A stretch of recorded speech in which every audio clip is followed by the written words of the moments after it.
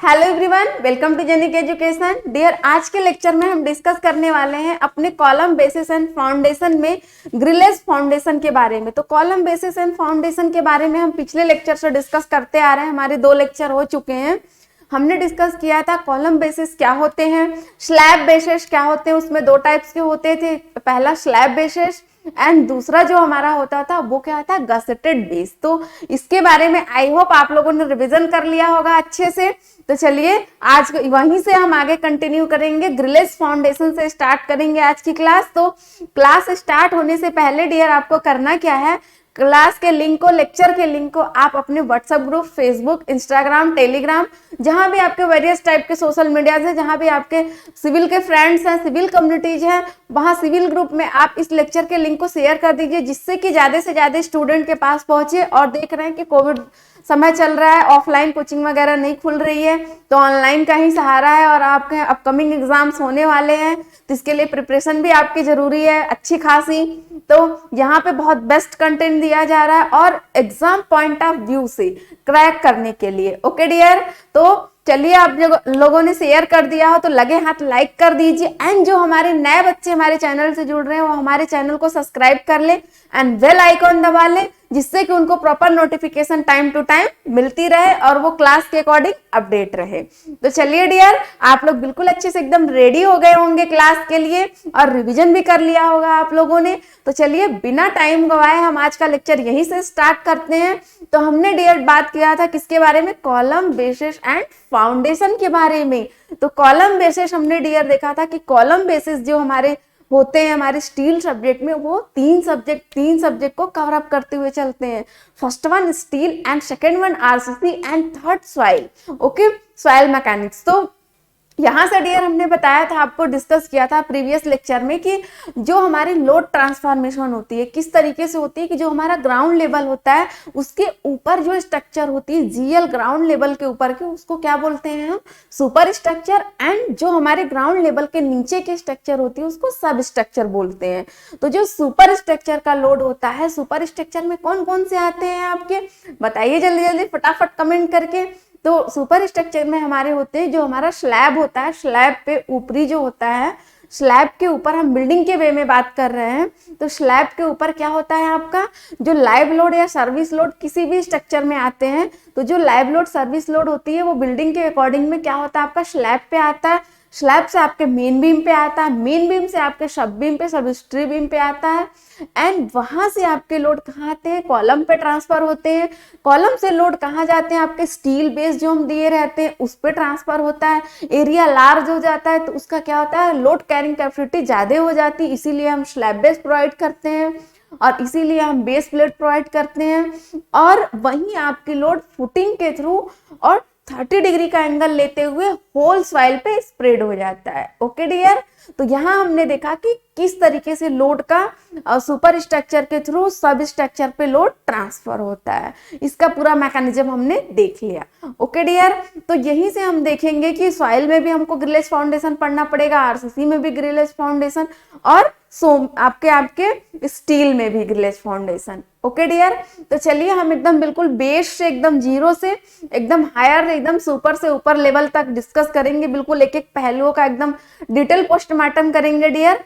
तो तब तक क्या करिए, आप बिल्कुल रेडी हो जाइए, आज की क्लास हम यहीं से स्टार्ट करते हैं बिल्कुल अच्छे तरीके से। चलिए स्टार्ट करते हैं, लेट्स स्टार्ट।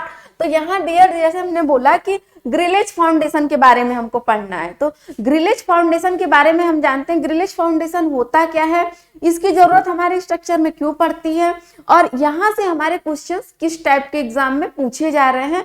एंड जो हमारे एग्जाम में जो क्वेश्चन के ट्रेंडिंग होते हैं, ट्रेंडिंग क्वेश्चन होते हैं, वो किस टाइप से निकलते हैं।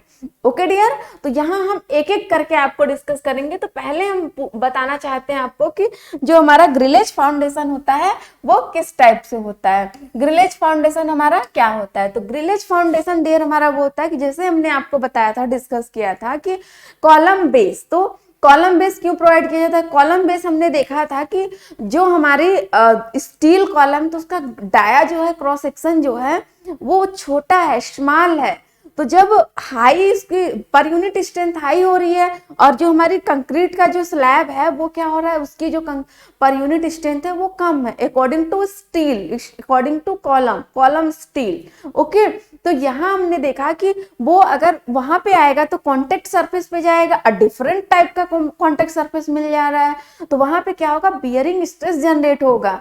अब यही बियरिंग स्ट्रेस जितना अलाउएबल स्ट्रेस किए उससे कम होना चाहिए।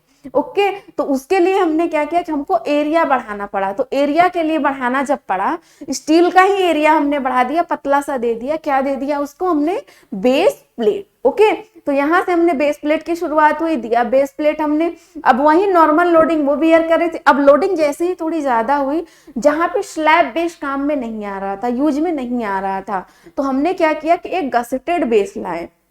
जब गसेटेड बेस लाया डियर, तो इसमें एक गसेट प्लेट और एंगल, मतलब 2 टाइप्स के एंगल, एक connected link, out stand link, उससे ये जुड़ा हुआ था, जिससे कि आपका लोड ट्रांसफॉर्मेशन इजी से हो पा रहा था। ओके, अब यही जहां गसेटेड प्लेट, गसेटेड बेस आपका नहीं काम कर पा रहा है, तो वहां पे डियर हमने क्या लाया, और आपकी जो बियरिंग कैपेसिटी है लो है, मतलब हैवी लोड के लिए, एंड बियरिंग कैपेसिटी सॉइल की जो है वो लो है, तो वहां पे हम क्या करेंगे, ग्रिलेज फाउंडेशन यूज करेंगे। ओके डियर, तो चलिए आइए डेफिनेशन भी साथ साथ लिखते चलते हैं हम ग्रिलेज फाउंडेशन का। तो यहाँ से डियर हमने डेफिनेशन लिया, यहाँ कि डेफिनेशन आपका क्या बनता है यहाँ पे। तो यहाँ हमने लिया फर्स्ट पॉइंट में देखा, यहाँ फर्स्ट पॉइंट में आप लिखिए, इफ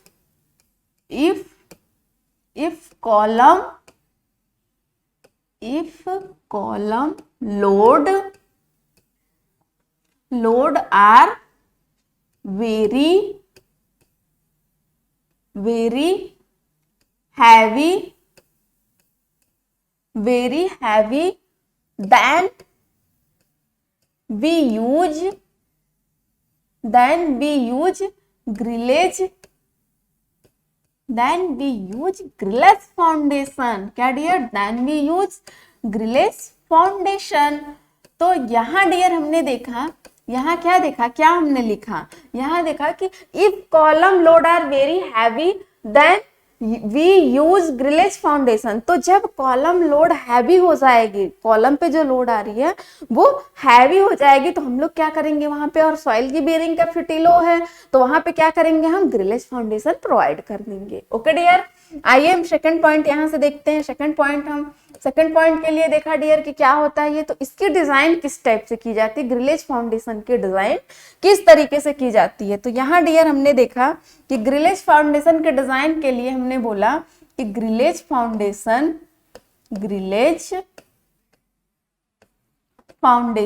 दिख रहा है आप लोगों को, फाउंडेशन इज designed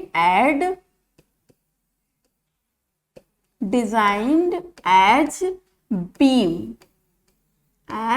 beam। ये कौन सी बीम है डियर, किस टाइप की बीम में जब हम ले रहे हैं तो कौन सा सेक्शन ले रहे हैं हम, आई सेक्शन। क्या ले रहे हैं, आई सेक्शन, आई टाइप का सेक्शन हम ले रहे हैं यहाँ पे। तो हमने क्या बोला डियर कि grillage foundation at design at beam, मतलब कि इसकी जो डिजाइन होगी वो डिजाइन ऑफ बीम आपने पढ़ा होगा प्रीवियस चैप्टर में, तो वहां से आपका डियर की डिजाइन ऑफ बीम किस तरीके से की जाती है, उसी की तरह बिल्कुल हम ग्रिलेज फाउंडेशन की डिजाइन करेंगे। ओके, तो यहाँ पे हम चेक करते हैं डियर, यहाँ पे हम फर्स्ट हमने लिखा यहाँ पे फर्स्ट कि इसको किस किस के वे में डिजाइन करते हैं। तो यहां देखा डियर हमने कि आपका फर्स्ट हो गया वेब बकलिंग, एंड सेकंड हो गया आपका यहां से सेकंड आपका हुआ वेब क्रिपलिंग। क्या हुआ डियर, वेब क्रिपलिंग। नोट करते जाइए आप लोग डियर, ये साथ साथ बिल्कुल एकदम अच्छा लगेगा आपको। यहां से फिर यहाँ पे देखा डियर हमने क्या, बेंडिंग एंड फोर्थ जो है आपका क्या है, फोर्थ आपका क्या है यहाँ पे, फोर्थ आपका शेयर, ये शेयर। तो हमने देखा डियर कि जो इसकी हम डिजाइन करेंगे वो क्या किस किस वे में डिजाइन करेंगे, वेब बकलिंग में डिजाइन करेंगे और वेब क्रिपलिंग में डिजाइन करेंगे और बेंडिंग में डिजाइन करेंगे और शेयर में डिजाइन करेंगे। ओके डियर, तो आइए हम आपको यहाँ डायग्राम एक दिखाते हैं। डायग्राम के थ्रू हम यहाँ से देखते हैं कि डायग्राम के थ्रू किस तरीके से हमारा बन पाएगा। ओके, तो यहाँ हम एक ग्रिलेज फाउंडेशन बनाते हैं, ग्रिलेज फाउंडेशन, और देखते हैं यहाँ से कि किस तरीके से हम बना पाएंगे। तो यहाँ से डियर हमने एक ग्रिलेज के लिए एक फाउंडेशन कॉलम लिया, ये हमारा कॉलम हो गया, और यहीं से हमने क्या किया डियर, यहाँ पे एक हमने आई टाइप का सेक्शन ले लिया, और यहीं से हमने क्या किया डियर, यहाँ पे इसको हटाइए, इसको हटाइए यहाँ से, इसको हटाते हैं यहाँ से। अरे ये क्या हो रहा है, इसको हमने यहाँ से हटाना चाहा, इसको हटा दिया यहाँ से, और हमने क्या किया, फिर से रेक्टेंगल ले लिया। अब यहाँ इसको भी हटा देते हैं, हम इसको भी हटा ही देते हैं, इसको हटा दिया हमने सारे को। अब यहाँ से हम कलर चेंज कर लेते हैं, ये हम लेते हैं येलो, ठीक, नहीं इसी टाइप का लेते हैं। उसके बाद से हम क्या करते हैं, यहाँ पे ये भी सही नहीं है,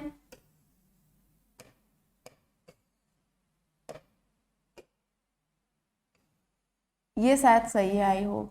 ओके, तो ये सही आ रहा है आपका, ये सही आ रहा है।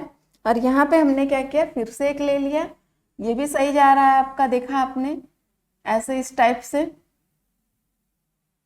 से हो गया आपका।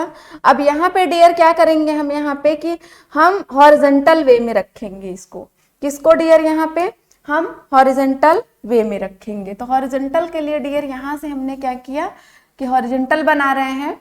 हॉरिजॉन्टल जब बन गया डियर, यहाँ देख लिया हमने, और यहाँ से हमने क्या किया, ये हॉरिजॉन्टल हमने आई सेक्शन लगा दिया। ओके डियर, जब हॉरिजॉन्टल आई सेक्शन लगा दिया यहाँ पे, और यहाँ पे क्या आई सेक्शन जो हम यूज करेंगे डियर, यहाँ पे आई टाइप का सेक्शन जो हम यूज करेंगे यहाँ से, ये देखिए इस तरीके से इसको हटाते हैं, यहाँ से इसको हटा दिया, इसको भी हटा दिया,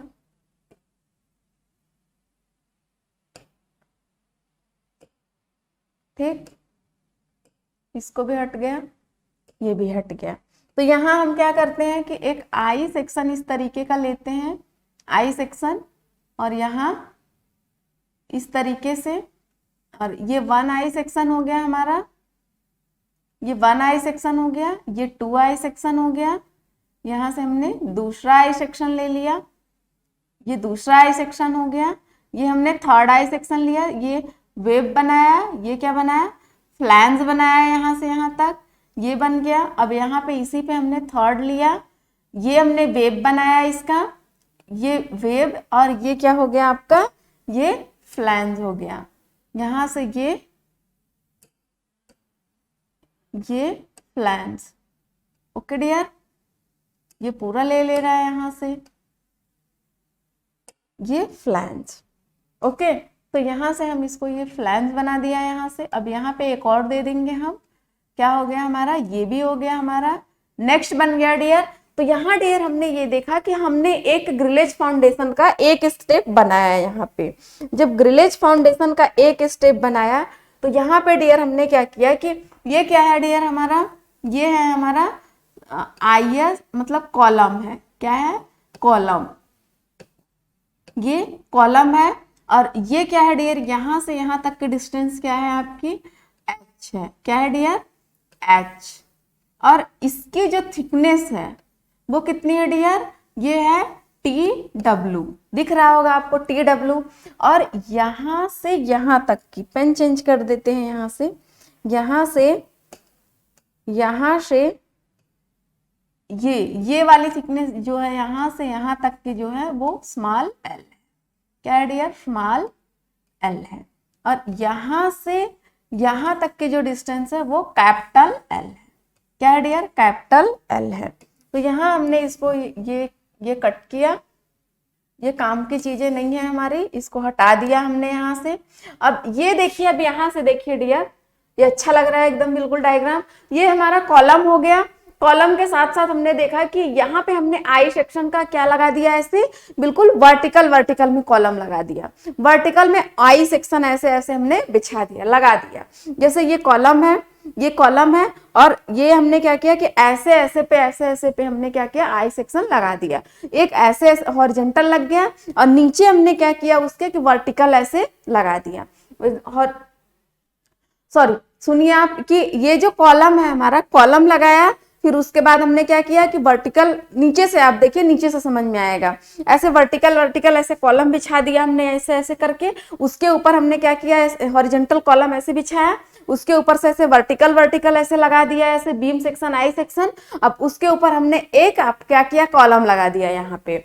ओके, तो ये हो गया हमारा ये। अब ये क्या करते हैं कि ये जो हमारा हॉरिजॉन्टल में है, ये वर्टिकल में है और ये हमारा कॉलम है, इसकी डिस्टेंस कितनी है, h है, और इसकी डिस्टेंस कितनी है, ये जो है हमारा थिकनेस ऑफ वेव है और ये कॉलम है हमारा। ओके, तो यहां से देखते हैं कि हम डिजाइन फर्स्ट की तरफ चलते हैं कि फर्स्ट डिजाइन हम किस तरीके से लेंगे। तो आइए, यहाँ पेन लिया हमने और डिजाइन स्टेप की तरफ चलते हैं। तो यहां हमने लिखा डिजाइन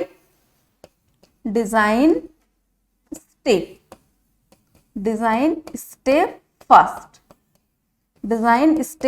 फर्स्ट। तो फर्स्ट में डियर हमने यहाँ देखा कि फर्स्ट क्या है हमारा, तो फर्स्ट में देखा हमने कि हमको क्या चाहिए, यहाँ पे चाहिए, फर्स्ट में देखा कि जो हमारा जेड रिक्वायर्ड है, क्या है, जेड रिक्वायर्ड है, वो क्या है डियर, ये मोमेंट अपॉन जेड एक्सेस, क्या है dear, moment upon Z axis. तो मोमेंट अपॉन जेड एक्सेस है, तो यहाँ पे हमने देखा कि जेड एक्सेस क्या क्या होता है सॉरी, यहाँ पे डियर हमने देखा यहाँ पे कि जेड एक्सेस क्या होता है। तो यहाँ हमने एक लाइन ले लिया इस तरीके से, लाइन को यहाँ से हमने इधर क्लियर कर लिया यहाँ तक। अब यहाँ से हम देखेंगे, यहाँ से आगे बढ़ेंगे हम, तो यहीं से हम आगे बढ़ते हैं डियर। यहाँ बताते हैं आपको कि जो हमने लिया यहाँ पे क्या लिया, यहाँ पे जो हमने लिया जेड एक्सेस, क्या है, जेड एक्स। तो जेड एक्सेस कैसे निकलेगा डियर, यहाँ पे ये जेड एक्सेस क्या है, सेक्शन मॉडुलस एक्स एक्सिस पे, यहाँ moment upon sigma B S, sigma B S यहाँ पे आप ध्यान दीजिएगा कि ये बियरिंग स्ट्रेस ऑफ स्टील नहीं है, ये क्या है, बेंडिंग स्ट्रेस स्टील के लिए है, क्या है डियर, बेंडिंग स्ट्रेस स्टील के लिए। तो यहाँ पे डियर जो हमारा होता है, यहाँ पे क्या होता है, यहाँ पे जो हमारा सिग्मा बी एस होता है, हम कोड से यहाँ पे क्या करते हैं, यहाँ पे 33% क्या करते हैं डियर, 33% एक्स्ट्रा लेते हैं, 33% एक्स्ट्रा लेते हैं, किसके लिए, सिग्मा बी एस, मतलब कि बेंडिंग स्ट्रेस को स्टील में जब लेते हैं तो कोड से हम क्या करते हैं, 33% एक्स्ट्रा लेते हैं। तो सिग्मा बी एस की वैल्यू क्या हो जाएगी डियर, यहाँ पे सिग्मा बी एस की वैल्यू 1.33 यहाँ पे इंटू आपका 0. क्या होता था, 0.66 FY, 0.66 FY। तो ये क्या था, आपका बेंडिंग स्ट्रेस था, हमने आपको फर्स्ट चैप्टर में डिस्कस किया था कि बेंडिंग स्ट्रेस हमारा क्या होता है, 0.66 FY। अब ये FY के लिए हमने क्या बोला था आपसे कि FY की वैल्यू ये किस पे डिपेंड करती है डियर, ये किस पे डिपेंड करती है, ये thickness of member of thickness, कि जो हमारी मेंबर यूज की गई है उसकी थिकनेस कितनी है। अगर मेंबर की थिकनेस कितनी होगी, हमारी 20 mm से कम होगी मेंबर की थिकनेस, तो हम क्या लेंगे, FY की वैल्यू 250 मेगापास्कल या न्यूटन पर mm²। अब यही हमारी थिकनेस ऑफ मेंबर, मतलब मेंबर की थिकनेस कितनी होनी चाहिए, 20 से 40 mm के बीच में, तो हम FY की वैल्यू क्या लेंगे, 240 मेगापास्कल या न्यूटन पर mm²। अब यही वैल्यू हमारी 40 mm से ज्यादा है, तो 40 mm से थिकनेस की वैल्यू जब ज्यादा हो जाएगी तो क्या करेंगे हम, 230 न्यूटन पर mm² या फिर मेगापास्कल। तो यहाँ पे हम ले रहे हैं 250। अगर आपको मेंबर ऑफ थिकनेस नहीं दिया गया है, डिफॉल्ट है, तो उसके लिए हम क्या करेंगे, 250 मेगापास्कल ले लेंगे या न्यूटन पर mm²। ओके डियर, तो यहाँ पे जब हमने इसको सॉल्व किया तो कितना आया, 1.33 मल्टीप्लाई, इसमें हमने यहाँ 250 रखा, तो यहाँ पे कितनी वैल्यू आ गई इसकी डियर, यहाँ पे आ गई हमारी 165। कितनी डियर वैल्यू आई, 165 कैसे आया डियर यहाँ पे, तो 0.66 इंटू 250, 250, तो कितना आ गया वैल्यू डियर 165। तो यहाँ पे डियर हमने रख दिया 165, तो ये कितना आ गया हमारा 220। कितना आ गया डियर 220। तो इसको हम यहाँ से 220 वैल्यू आ गई यहाँ पे 2020, 220 क्या आ गया आपका mega pascal. 220 mega pascal sigma BS की वैल्यू आ गई यहाँ हमारी। जब सिग्मा बीएस की वैल्यू 220 आ गई तो अब हम क्या करेंगे कि एम की वैल्यू निकालेंगे। तो एम की वैल्यू के लिए डियर यहाँ पे हम देखेंगे कि एम की वैल्यू के लिए क्या करेंगे।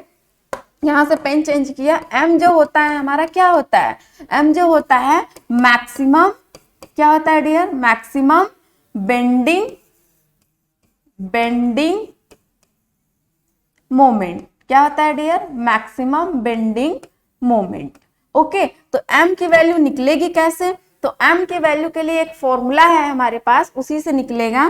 तो W/8 ब्रैकेट में L minus L, W/8 bracket में L माइनस एल। ये फॉर्मूला आप लर्न कर लीजिएगा, ये बहुत ही आपको इंपॉर्टेंट फॉर्मूला है।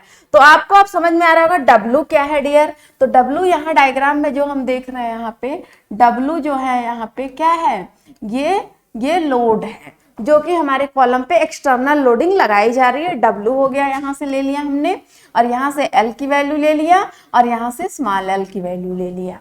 क्यों ले लिया ना यहाँ से, तो यहाँ आ गया हमारी वैल्यू ये। यहां से हमने इसको सॉल्व कर लिया। ये क्या आया डियर आपका मोमेंट आया। मोमेंट WL अपॉन किससे निकाला, L माइनस एल से। अब अगर हमें मोमेंट तो मिल गया, लेकिन सिंगल जेड के लिए निकालना होगा। तो सिंगल जेड के लिए डियर हम यहाँ देखेंगे, क्या देखेंगे कि Z of single section, Z of single section के लिए डियर यहाँ देखेंगे कि जेड ऑफ सिंगल सेक्शन जो होता है वो कैसे निकलता है। तो जेड एक्सेस अपॉन एन, कि यहाँ पे क्या लगाए हैं डियर, यहाँ पे देखिए कि नंबर ऑफ आई सेक्शन लगाए हैं, नंबर ऑफ आई सेक्शन। तो जितने आई सेक्शन आप लगाए रहोगे 1 2 3 4 5, तो 5 से इसको डिवाइड कर देंगे। यहाँ पे हमने 5 लगा रखा है। ओके डियर, तो यहाँ पे आपने ये निकाल लिया। अब स्टेप सेकंड की तरफ हम चलते हैं। तो स्टेप सेकंड में क्या होगा डियर, यहाँ से देखते हैं स्टेप सेकंड। यहाँ से पेन चेंज किया हमने, यहां से देखा यहां से पेन चेंज किया, और ये लिया हमने step design, step second. Design step second में डियर हमने देखा कि डिजाइन स्टेप सेकंड में क्या होगा हमारा। तो हम इसके लिए निकालेंगे यहां से डियर मैक्सिमम शियर फोर्स।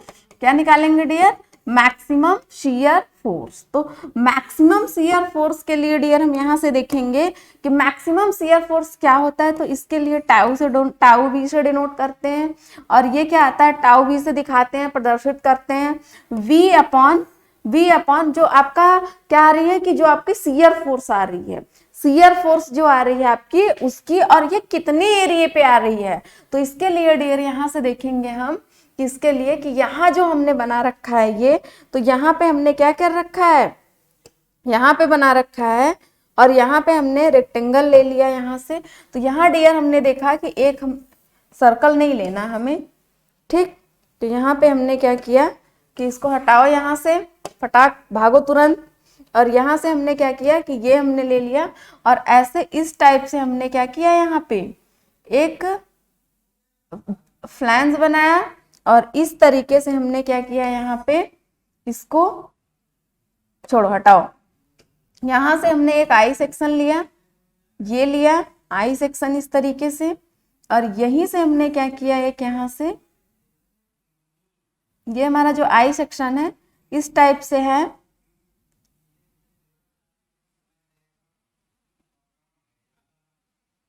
इस टाइप से।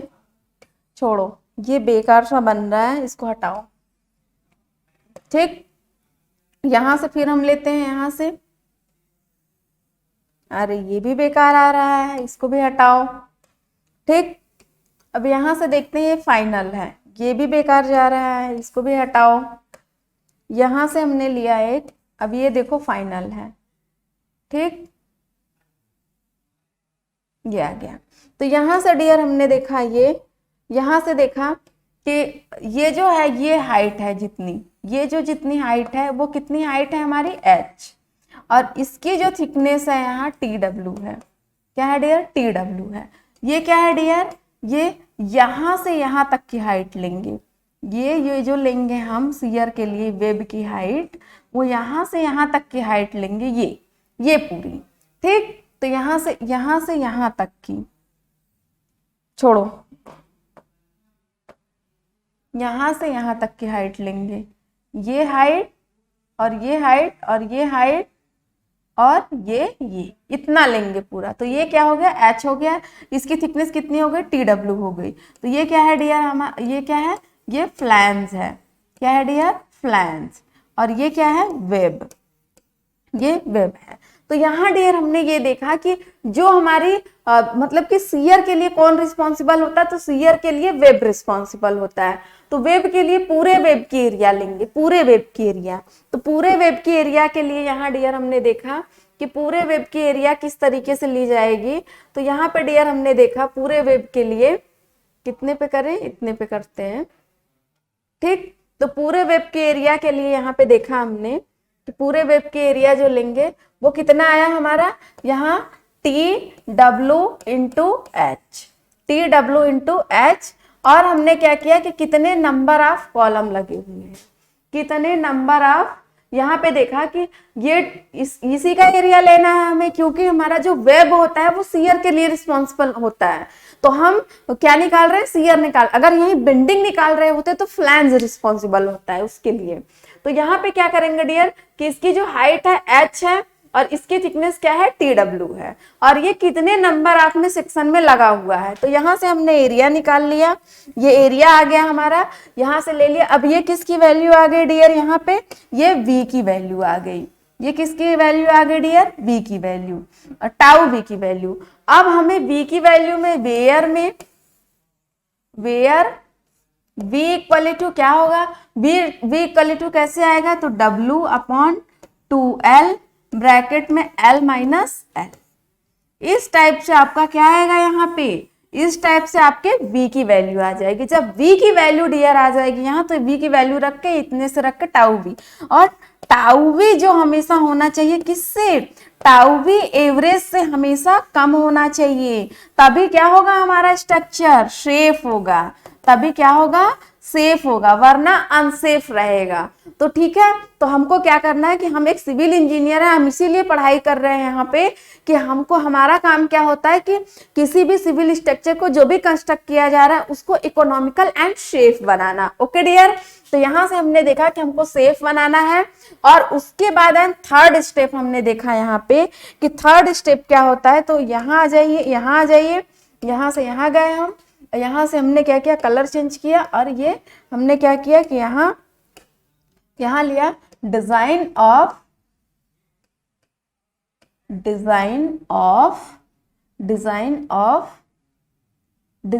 स्टेप, ठीक।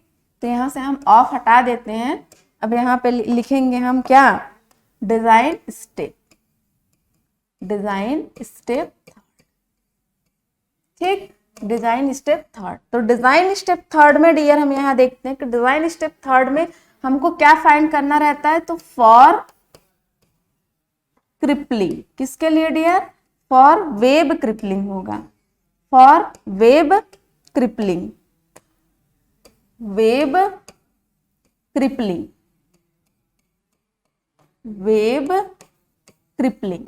तो वेब क्रिपलिंग के लिए यहाँ पे डिजाइन करेंगे डियर। तो इसमें वेब क्रिपलिंग में डियर हम देखेंगे सिग्मा बी की वैल्यू, मतलब बियरिंग स्ट्रेस को हम फाइंड करेंगे यहाँ पे। तो बियरिंग स्ट्रेस के लिए डियर यहाँ पे देखेंगे हम कि बियरिंग स्ट्रेस किस टाइप से फाइंड करेंगे। तो यहाँ हमने देखा कि जो ऊपर से फोर्स आ रहा है, ऊपर से force divide by N, N मतलब कि जो नंबर ऑफ आपने सेक्शन लगा रखा है वहां पे। ओके डियर, फिर यहाँ पे ब्रैकेट लगाया, यहाँ पे क्या? TW, thickness of web. Okay dear, यहाँ देखा L, स्मॉल l मतलब कि कितनी दूरी में लगा हुआ है, कितनी दूरी में लगा हुआ है। अब यहाँ पे प्लस कर दिया हमने 2√3H2। ओके, तो ये क्या हो गया हमारा डियर, यहाँ पे ये हमारा हो गया ये क्रिपलिंग के लिए फॉर्मूला, क्रिपलिंग के लिए फॉर्मूला हो गया। ये क्या हो गया हमारा F/N ब्रैकेट में TW, फिर ब्रैकेट में L+2/3H2। तो ये हो गया हमारा, क्या हो गया हमारा सिग्मा V की वैल्यू। जब सिग्मा V की वैल्यू हो गई डियर यहाँ पे, तो यहाँ हमने देखा कि सिग्मा V की वैल्यू हो गई, और सिग्मा V की वैल्यू जब हो गई यहाँ डियर, तो हमको क्या करना है, यहाँ पे हमेशा लर्न रखना है कि सिग्मा B जो क्या होगा, हमेशा लेस होना चाहिए किससे, सिग्मा BA से, हमेशा लेस होना चाहिए सिग्मा BA से, तभी हमारी डिजाइन क्या होगी, सेफ होगी, तभी क्या होगी डियर, सेफ होगी, वरना हमारी डिजाइन सेफ नहीं होगी। तो यहाँ पे डियर हमने देखा ग्रिलेज फाउंडेशन में कि हमने देखा कि जो ग्रिलेज फाउंडेशन होता है वो हैवी लोड के लिए डिजाइन किया जाता है, एंड बेयरिंग कैपेसिटी जब लो रहती है सॉइल में देखा जाएगा। लेकिन जो स्टील में केवल हम क्या देखते हैं कि हम जो लोड आ रही है उसके अकॉर्डिंग डिजाइन करते हैं। तो हैवी लोड के लिए डिजाइन करता है जो लोडिंग आपकी बेस प्लेट एंड गसेटेड प्लेस नहीं झेल पाती, नहीं वियर कर पाती, उसके लिए हमको क्या करना पड़ता है, ग्रिलेज फाउंडेशन देना होता है। जब ग्रिलेज फाउंडेशन देंगे तो उसके डिजाइन भी करना होगा। तो ग्रिलेज फाउंडेशन की डिजाइन हम wave crippling, wave buckling, bending, shear में करते हैं। ओके, तो यहाँ से हम इतने डिजाइन करते हैं, इतने स्टेप में करते हैं। तो फर्स्ट स्टेप में डियर हमने क्या किया था कि बेंडिंग के लिए देखा था, तो जेड रिक्वायर्ड की वैल्यू से हमने क्या निकाला, वहां से हमने डिजाइन कर दिया उसको, और नंबर ऑफ जेड भी निकल गया वहां से, और मोमेंट भी निकल गया वहां से, और हमने शियर के लिए डिजाइन किया। तो देखा कि जो हमारी शियर फोर्स है, मैक्सिमम शियर फोर्स जो है हमारी, वो हमारी एवरेज शियर फोर्स से क्या होना चाहिए, कम होना चाहिए। ओके, अब फिर हमने देखा नेक्स्ट स्टेप में कि क्रिपलिंग के लिए फाइंड किया, ऐसे ही बकलिंग के लिए होता है। क्रिपलिंग के लिए देखा कि हमने जब जो हमारी बेयरिंग स्ट्रेस आ रही है, बेयरिंग स्ट्रेस लेस होना चाहिए, किससे लेस होना चाहिए, अलाउएबल बेयरिंग लेस, ठीक है, अलाउएबल बेयरिंग स्ट्रेस से लेस होना चाहिए, क्या आपकी बेयरिंग स्ट्रेस लेस होनी चाहिए। तो यहाँ तभी हमारी डिजाइन सेफ होगी। तो ओके डियर, तो आज हमारा खत्म होता है कॉलम बेसिस एंड फाउंडेशन। यहीं पे हमने क्या किया, हमने पढ़ा किसके बारे में, रिवीजन कर देते हैं फटाफट आपका। हमने पढ़ा आपका कि आपका कॉलम बेस क्या होता है, कॉलम बेस में डिस्कस किया, फिर उसके बाद स्लैब बेस पढ़ाया। स्लैब बेस में हमने थिकनेस के लिए, थिकनेस इंपॉर्टेंट है वो याद रखिएगा, एग्जाम में हमारे क्वेश्चन थिकनेस से ही पूछे जाते हैं। गसेटेड बेस इसके भी थिकनेस से, उसमें हमने स्लैब बेस में आपको रेक्टेंगुलर, सर्कुलर, सॉलिड सर्कुलर, और हमने क्या किया था, स्क्वायर का थिकनेस बताया था, वही आपको लर्न रखना है, वही एग्जाम में डायरेक्ट पूछे जाते हैं। और हमने गस्टेड बेस का थिकनेस बताया था, वही गस्टेड बेस का थिकनेस आपको लर्न रखा जाता है। हमने मिल्टेड के बारे में बताया था, वही आपको लर्न रखना है, वही मिल्टेड होता है। और आपको ग्रिलेज फाउंडेशन के बारे में आपको शियर का फॉर्मूला याद रखना, कंडीशन याद रखनी है कि जो आपका शियर फोर्स है वो लेस होना चाहिए एवरेज शियर फोर्स से। ओके, ये देखना है हमें। और आपका जब क्रिपलिंग में लोड करेंगे तो उसका जो फॉर्मूला बताया मैंने उसको लर्न रखना है आपको, वो डायरेक्ट एग्जाम में पूछे जाते हैं। और आपका इंपॉर्टेंट है कि आपकी जो बेयरिंग स्ट्रेस है वो अलाउएबल बेयरिंग स्ट्रेस से लेस होनी चाहिए हमेशा, ये याद रखनी होगी। तो इस चैप्टर से पूरा मिला जुला के इतना ही याद रखना है आपको। कहीं एक समरी बना के छोटा सा आप अपने बोर्ड पे चिपका लो जहां पे आप पढ़ते हो। ओके, दीवार पे वगैरह अपने पास में चिपका लीजिए। ओके डियर, तो आज की क्लास यही हम समाप्त करते हैं, और इस चैप्टर से आप क्वेश्चन लगाना शुरू कर दीजिए प्रीवियस ईयर। अगर कोई दिक्कत परेशानी होती है तो ऑफलाइन कमेंट में आप लिख दीजिए अपने डाउट, जितने भी कुछ भी हो आपके। तो ऑफलाइन कमेंट के लिए बहुत ही ज्यादा बेसब्री से इंतजार रहता है कि हमारे बच्चे पढ़ रहे हैं, क्वेश्चन लगा रहे हैं, उनको डाउट हो रहा है, देख के बहुत अच्छा लगता है। और मतलब एक नेक्स्ट लेक्चर में आओ तो एक नई एनर्जी के साथ एकदम बूस्ट अप होता है। ठीक, तो चलिए, love you all, thank you, bye bye.